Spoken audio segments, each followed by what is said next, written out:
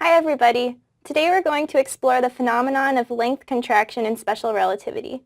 The laws of special relativity tell us that the length of an object as measured by an observer in an inertial frame of reference that is moving relative to the object is actually less than the length of the object as measured in its own rest frame. By definition, we call the length of an object as measured in its own rest frame, so as measured by someone who is at rest with respect to the object, the proper length. Then the statement of length contraction is this.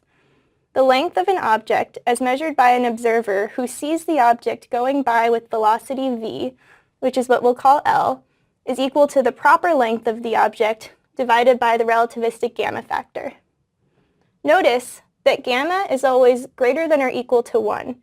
As v goes to 0, so as there's no relative motion between the frames, gamma equals 1. And as v gets bigger and closer to c, gamma gets bigger and bigger. Then the left-hand side of this formula, L, is always less than or equal to the proper length of the object, hence the name length contraction.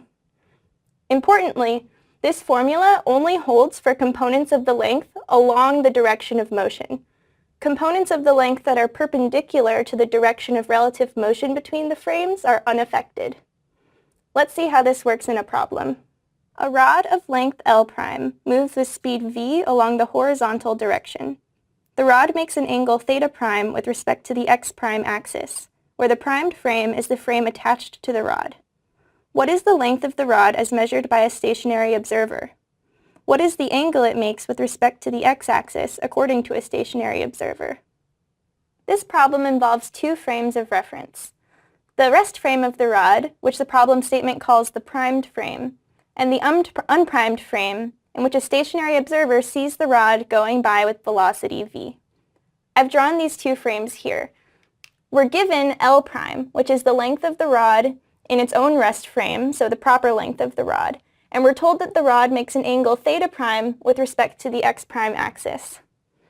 What we want to find in this problem are L and theta, which are the length of the rod in the unprimed frame, so the frame that an observer sees the rod going by with velocity v, and the angle that the rod makes with respect to that horizontal direction, the x direction.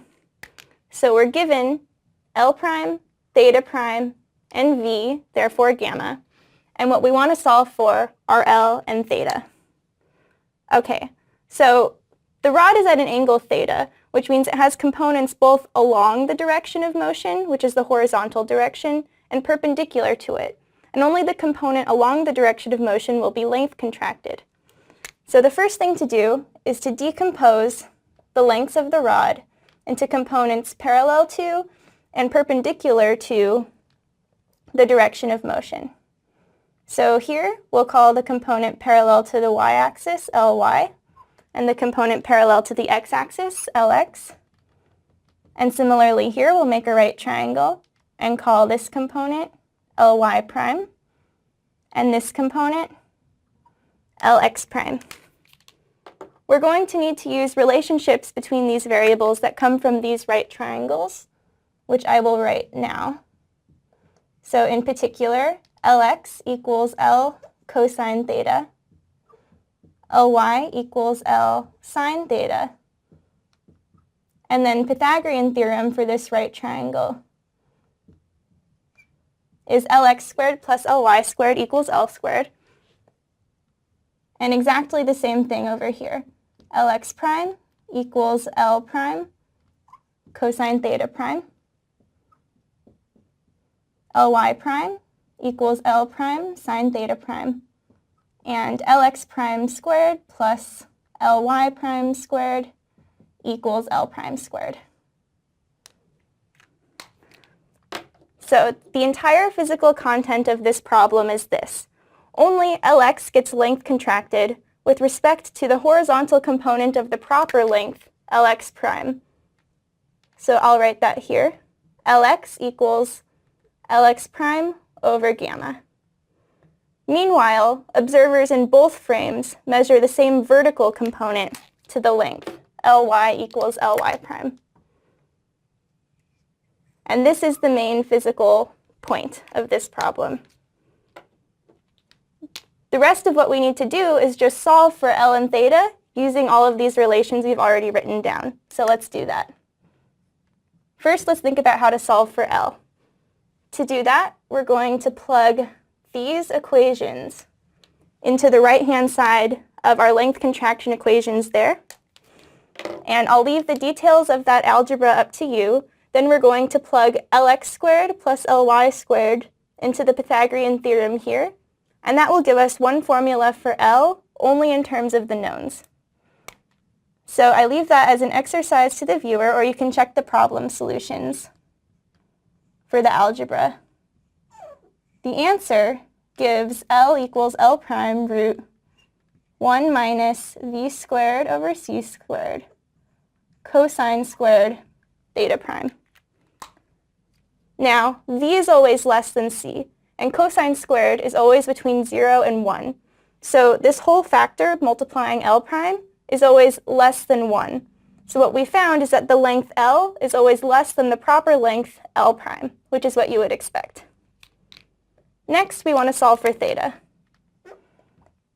To do that, we're going to plug these equations into the left-hand side of our length contraction equations up here, and we'll rewrite those equations as follows.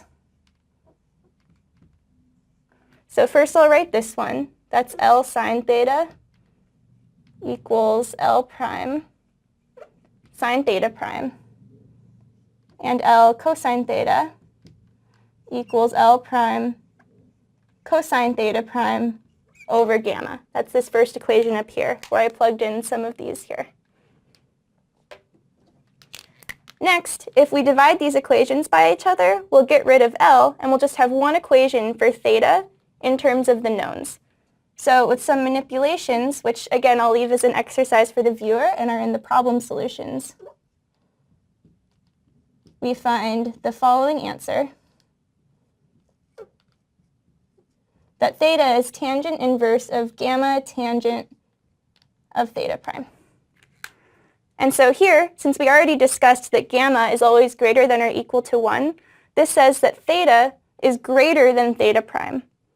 So in conclusion, what we found is that for a rod going by with velocity v, who has a component of its length along the direction of motion and a component perpendicular to it, it appears both shorter and rotated through a larger angle in the frame of someone who sees that rod going by versus in the rest frame of the rod.